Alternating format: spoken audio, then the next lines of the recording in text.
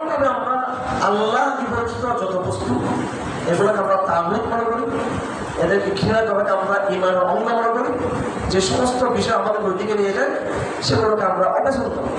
এই যে জিনিসটা, এই কনসেপশন, এই যে বুঝ, এই বুঝটা হচ্ছে আল্লাহ পাকের নিয়ামত, যেটা আলহামদুলিল্লাহ আমরা আমাদের আপনাদেরকে দিয়েছেন।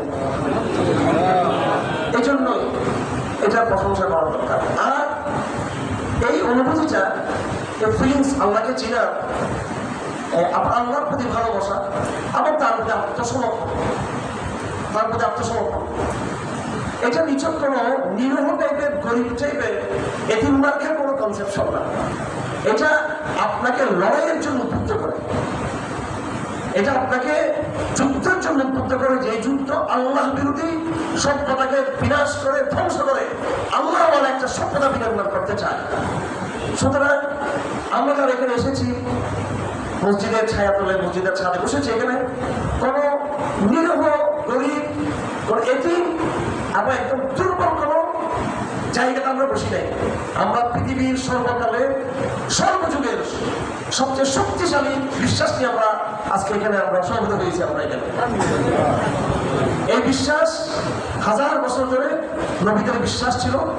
এই বিশ্বাস এবং আকীদা, এই ঈমান যেটাকে বলা হয়, এটা হাজার বছর ধরে নবীরা তার জন্য সংগ্রাম করেছে, তার জন্য নবীরা লাঞ্ছিত হয়েছেন, কিন্তু নবীরা পরাজিত করেন নাই। নবীরা কাতাবাল্লাহ লাআগলিবান্না আনা ওয়া রাসূলি, আল্লাহ বলেন আমি লিখে দিয়েছি, এটা আমার সিদ্ধান্ত, এটা আমার, যে আমি এবং আমার রাসূলরা সবসময় বিজয়ী হবে। তারা এই জন্য আপনি দেখতে পাবেন যে এই কোরআনে কারীমে বিভিন্ন নবীদের হত্যার কথা আসছে, যে বনী ইসরাঈলরা তাদের নবীদেরকে হত্যা করেছে। এটা বনী ইসরাঈলের আভ্যন্তরীণ সংকট ছিল। বনী ইসরাঈল কিন্তু তারা মুসলমান ছিল, কিন্তু নাফরমান মুসলমান, বেঈমান মুসলমান। এদেরকে আল্লাহ পাক নিয়ামত দিয়েছিল, সেই নিয়ামতটাকে তারা পরিপূর্ণ মূল্যায়ন না করে তারা নিজেদেরকে বলতে লাগলো আমরা আল্লাহর সন্তান। তো ওই আভ্যন্তরীণ ক্লেশের মধ্যে বনী ইসরাঈল বেয়াদবি করে অনেক নবীদেরকে হত্যা করছে। এটা ছিল আভ্যন্তরীণ বিষয়। এমনি কাফেরদের সাথে নবীদের যেটা লড়াই ছিল, এখানে কোনো নবী কিন্তু মারা যায় না, কিন্তু উল্লেখযোগ্য। কাফেরদের সাথে ডাইরেক্ট সরাসরি ইসলামের যে দাওয়াত, এখানে কোনো জায়গায় নবীরা পরাজয় বরণ করেন নাই, কোনো জায়গায় নবীরা পরাজয় বরণ করেন নাই।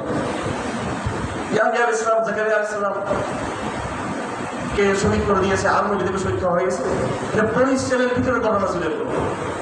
এগুলো বনী ইসরাঈল হচ্ছে বিদ্রোহী মুসলমান, খোদাদ্রোহী। এরা মুসলমান কিন্তু বেয়াদব মুসলমান ছিল না, এবং এদের মধ্যে কুফরি শিরক চলে আসছিল। তো বনী ইসরাঈলেই শুধু নবীদের ইতিহাস না, বনী ইসরাঈলের আগেও নবী আসছিল, বনী ইসরাঈলের পরেও নবী আসছিল। নবীদের হাজার হাজার বছরের যে ইতিহাস, তা আমাদের মিশরের ইতিহাস, ইসলাম প্রচার প্রসারের ইতিহাস, তাওহীদের অর্জনের ইতিহাস। এই জায়গায় আল্লাহ পাক সুবহানাহু ওয়া তাআলা নবীদেরকে বরাবর ওয়াদা দিয়েছেন যে নবীরা কি হবেন, সবসময় বিজয়ী হবেন। এবং এই নবীদের ধারাবাহিকতাই কিন্তু আজ পর্যন্ত আমি আর আপনি, আমরা নবী নই, এটা আমরা নবীদের প্রতিনিধি। আমরা সবাই, আমি আমার কথা বলছি না, আপনি আমি উম্মতে মুহাম্মদিয়া সবাই নবীদের প্রতিনিধি, নবীদের।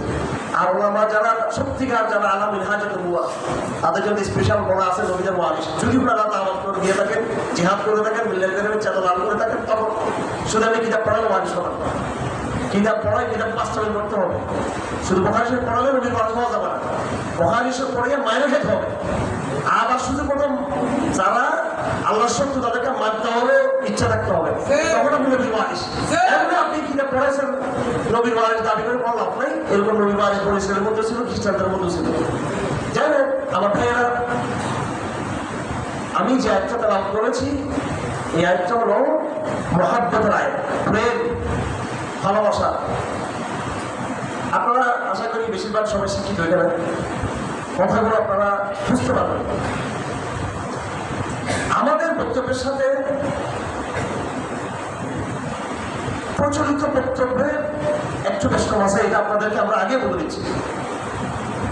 প্রচলিত যে সুফিবাদী খানকা ভিত্তিক বক্তব্য, ময়দানে মাঠে ময়দানে আমাদের বাসায় যে বক্তব্য, এই বয়ানগুলোর সাথে এটার সাথে আমরা একমত, ওই বয়ানগুলোর সাথে আমরা একমত, কিন্তু এটা মূল বয়ান সেটা না। আমার আখলাক নষ্ট হয়ে গেছে, এটা ঠিক করতে হবে, এটা মূল কথা না। আমার ঈমান ধ্বংস হয়ে গেছে, আর ঈমানটা ঠিক করতে হবে। যেই সমাজের ঈমানে পতন ধরেছে, যেই রাষ্ট্রের ঈমান বলতে কিছু নেই, যেই সুশীল সমাজ, শিক্ষিত সমাজ করা হলে নিজের অজান্তে মোরতাদ হয়ে গেছে। এখানে আপনি যদি বলেন যে আপনার হজের ফজিলত, আমাদের ফজিলত, বিশ্বাসের দরবার আসার ফজিলত, এসব বলে লাভ নাই। এটা হচ্ছে তথাকথিত আত্মশুদ্ধির বয়ান। রাসূলুল্লাহ সাল্লাল্লাহু আলাইহি ওয়াসাল্লামকে আল্লাহ পাক যে 4-5টা মিশন দিয়ে দুনিয়াতে পাঠিয়েছেন, তার মধ্যে একটা মিশন ছিল আত্মশুদ্ধির মিশন। ওয়াইযাক্কিহিম ওয়া ইউআল্লিমুল কিতাব ওয়াল হিকমা। এটা আপনারা সকলে জানেন, একাধিকবার কোরআনে কারীমে এসেছে যে রাসূল দাওয়াত দিবেন, আল্লাহ নিদর্শন বয়ান করবেন, মানুষকে দিন শিক্ষা দিবেন, ফরজ শিক্ষা দিবেন, আকীদা শিক্ষা দিবেন, গুনাহ থেকে বাঁচার পদ্ধতি শিক্ষা দিবেন, ওই ইউআল্লিমুল কিতাব ওয়াল হিকমা, সুন্নাহ শিক্ষা দিবেন, সবকিছু শিক্ষা দিবেন। এবং ওয়াইযাক্কিহিম, তাদেরকে তাজকিয়া করবেন। কি করবেন? তাদেরকে তাদের আত্মশুদ্ধি করবেন। তাদের আত্মশুদ্ধির প্রথম অর্থটা কি? আমার শরীরে ক্যান্সার রোগ আছে, আমার শরীরে ডায়াবেটিস রোগ আছে, আমার শরীরে এই চর্ম রোগ আছে, ঠিক আছে ভাই? আমার শরীরে ব্লাড ক্যান্সার আছে বা অন্য যে কোনো ক্যান্সার আমার শরীরে আছে, আমার শরীরে আবার ডায়াবেটিস রোগ আছে, আমার শরীরে সর্দি কাশি অথবা চুলকানি